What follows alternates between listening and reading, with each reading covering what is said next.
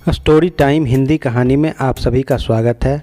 आज हम कहानियों के संग्रह से अकबर बीरबल की कहानी मूर्खों की सूची सुनेंगे।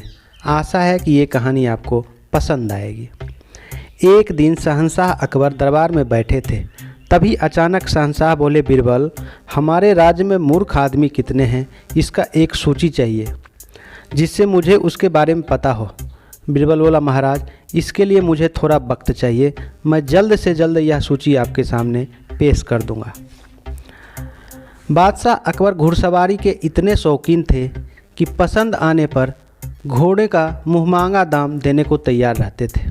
दूर दराज के मुल्कों से घोड़ों के विक्रेता मजबूत और आकर्षक घोड़े लेकर दरबार में आया करते थे।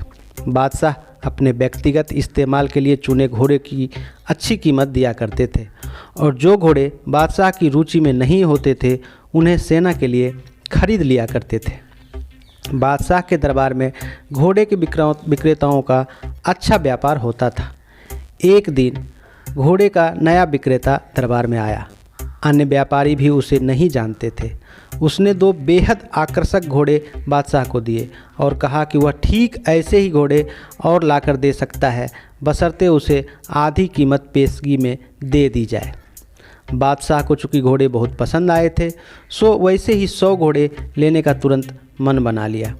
बादशाह ने अपने खजांची को बुलाकर व्यापारी को आधी रकम अदा करने को कहा। खजांची उस व्यापारी को लेकर खजाने की ओर चल दिया। लेकिन किसी दरबारी को यह उचित नहीं लगा कि बादशाह एक अनजान व्यापारी को इतनी रकम बतौर पेशगी दे दे। लेकिन विरोध जताने की हिम्मत किसी के पास नहीं थी। सभी चाहते थे कि बीरबल यह मामला उठाए। बीरबल भी इस सौदे में खुश नहीं था। वह बोला, हुजूर, कल मुझे अपने शहर के मूर्खों की सूची बनाने को कहा था।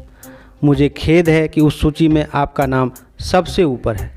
बादशाह का चेहरा मारे गुस्सा से लाल हो गया। उन्हें लगा कि बीरबल ने भरे दरबार में विदेशी मेहमानों के सामने उसका अपमान किया है। गुस्से से भरे बादशाह चिल्लाए, तुम्हारी हिम्मत कैसे हुई हमें मूर्ख बताने की? क्षमा करें महाराज, बीरबल अपना सिर झुकाते हुए सम्मानित लहजे में बोला। अब चाहे तो मेरा सर कलम करवा दें। यदि आपके कहने पर तैयार की गई मूर्खों की सूची में आपका नाम सबसे ऊपर रखना आपको गलत लगे तो। दरबार में ऐसा सन्नाटा छा गया कि सुई गिरे तो आवाज़ सुनाई दे जाए। अब बादशाह सीधा अपने हाथ उठाए बीरबल की ओर बढ़े। दरबार में मौजूद सभी लोगों की सांस जैसे थम सी गई थी। उत्सुकता और उत्तेजना सभी के चेहरों पर नृत्य कर रही थी।